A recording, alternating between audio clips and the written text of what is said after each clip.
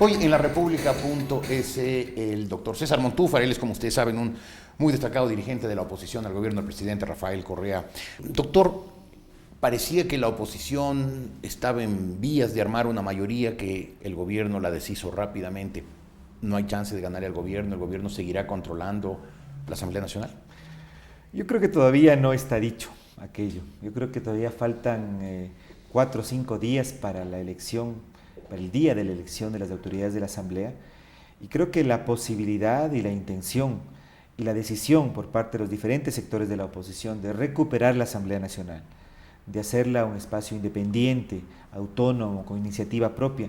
No se trata aquí de regresar al viejo escenario de pugna de poderes ni de oposición a ciegas al gobierno, pero sí que la Asamblea deje de ser este espacio casi tomado por el Ejecutivo, una oficina casi de trámite de sus iniciativas, y el presidente de la Asamblea, por poco que un amanuense del secretario jurídico de la presidencia. Nosotros creemos que es una obligación nuestra el hacer todos los esfuerzos que sean posibles para que la oposición tenga una candidatura única, que sea una candidatura viable, que implique el que las principales comisiones de la Asamblea Nacional tengan la posibilidad e iniciativa de hacer su trabajo, por ejemplo, la Comisión de Fiscalización, la Comisión de lo Económico. Pero, la comisión... ¿querer eso es realista o es simplemente un sueño? Ojalá pudiéramos. No, yo creo que hay posibilidades, estamos trabajando en eso.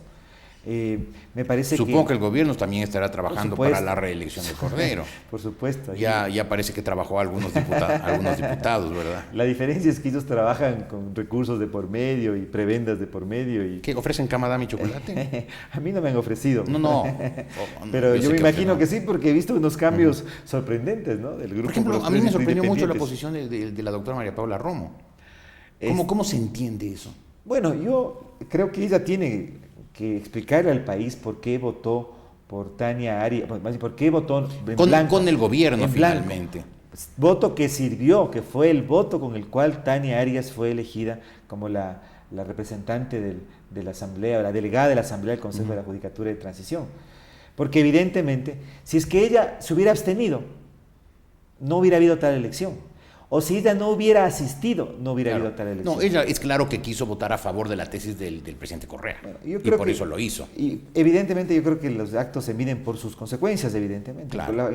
Es evangélico, por sus obras los conoceréis, ¿no? Weber decía que la ética de los políticos es la ética de las consecuencias. Uno rinde cuentas no de sus intenciones, sino de las consecuencias de sus acciones como político.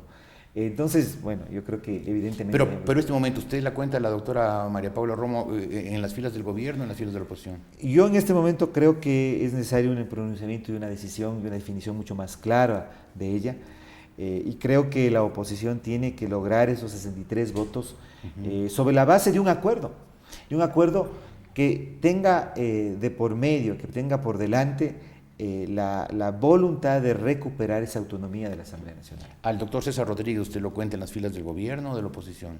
No, él es, hasta donde yo tengo entendido, asambleísta del asambleísta del gobierno. Ya. Ese es un tema. Otro, la Asamblea hace pocos días negó el pedido de autorización para enjuiciar por injurias al presidente Rafael Correa. ¿Le parece que era procedente un juicio por injurias? Por supuesto, yo creo que lo que la Asamblea resolvió el martes pasado es un mensaje, yo diría, muy negativo al país.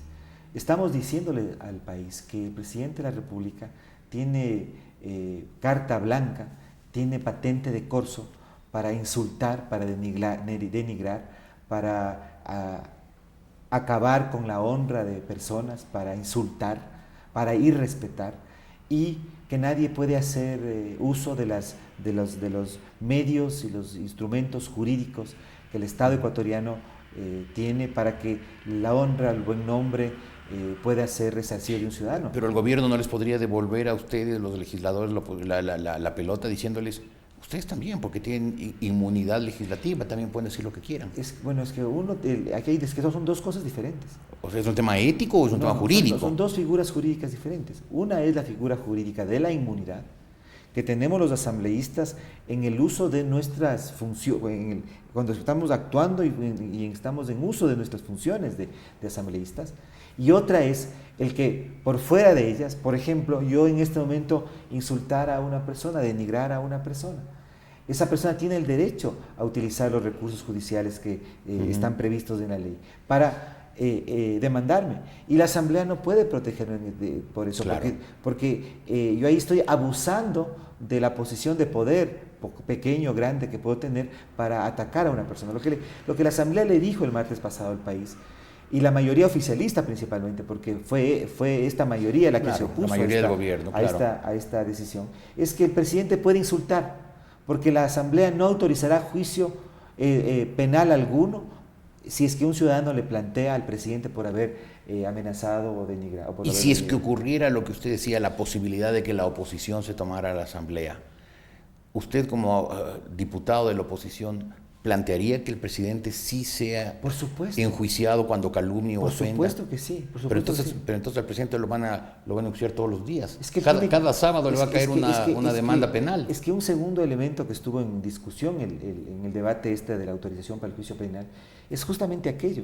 Es decir, una democracia no funciona, no puede realizarse como tal, si es que tenemos un presidente de la República que no tiene que no actúa sobre la más mínima noción de respeto al otro.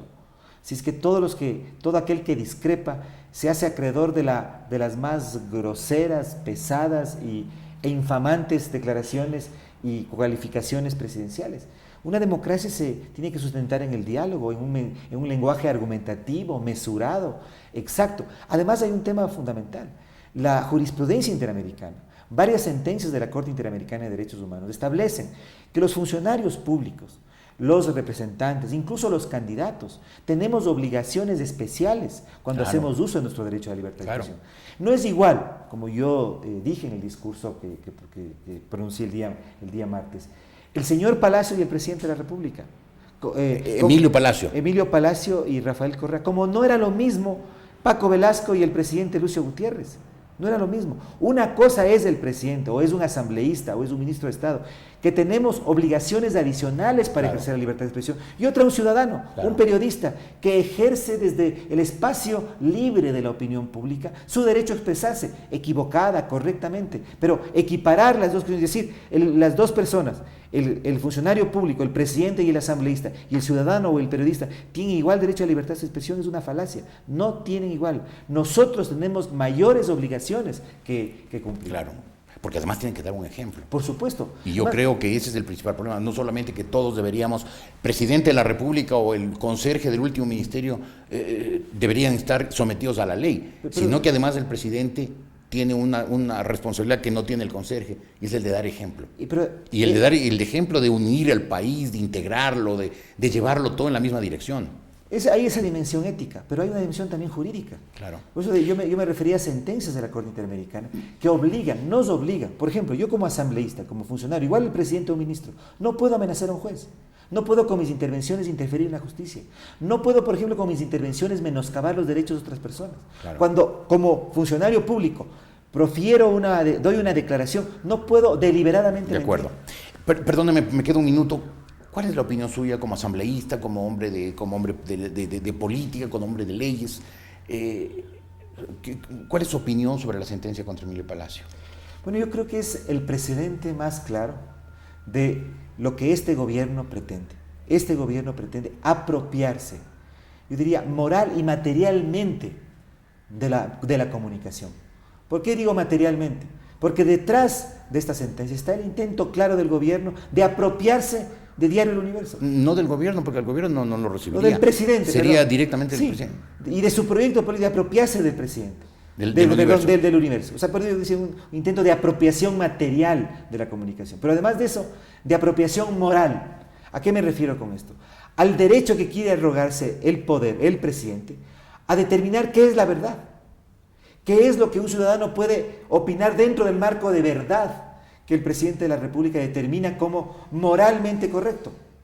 Si es que mañana yo tengo otra opinión sobre un tema tan importante como la inflación o el desempleo o el índice de pobreza o mi versión sobre el 30 de septiembre, y esa choca con la visión oficial, entonces yo soy acreedor ¿no es cierto? Podría ser acreedor a, primero, una sanción, pero sobre todo a que mi opinión está deslegitimada como el campo, como dentro del legítimo campo de la verdad. Entonces, yo creo que es terriblemente grave.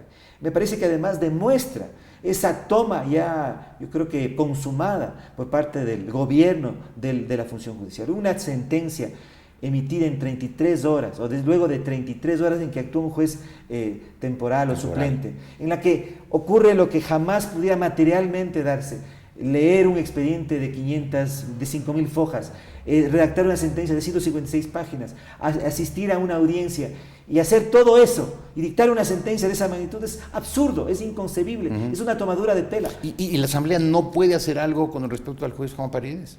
Bueno, porque hay mucha gente que dice eso está muy raro. Sería bueno que por lo menos el juez Juan Paredes explique cómo leyó 5.000 hojas, la doctrina, la jurisprudencia, y redactó 156 hojas en tan pocas horas. O sea, mire, Flash Paredes. Mire el momento en que ocurrió esto, porque el organismo que debería haber, el que debe haber controlado, debería controlar esta situación y que es susceptible de fiscalización política por parte de la Asamblea, es el Consejo de la Judicatura. Esto ocurre, no sé si coincidencialmente, en el momento en que no hay Consejo de la Judicatura, en que fenece el anterior y todavía no se puede armar Mire qué coincidencia. ¿Coincidencia? O sea, nosotros no podríamos interferir en y juiciarle al juez, porque evidentemente es parte de otra función. Nosotros podemos enjuiciar al Consejo de la Judicatura. Pero no hay Consejo de la Judicatura. No hay Consejo de la Judicatura. Imagínense estas coincidencias que tiene el destino. Sí, coincidencias. Cambiamos las coincidencias. Doctor Montúfar, gracias por haber estado hoy en la República.es. El doctor César Montúfar, asambleísta.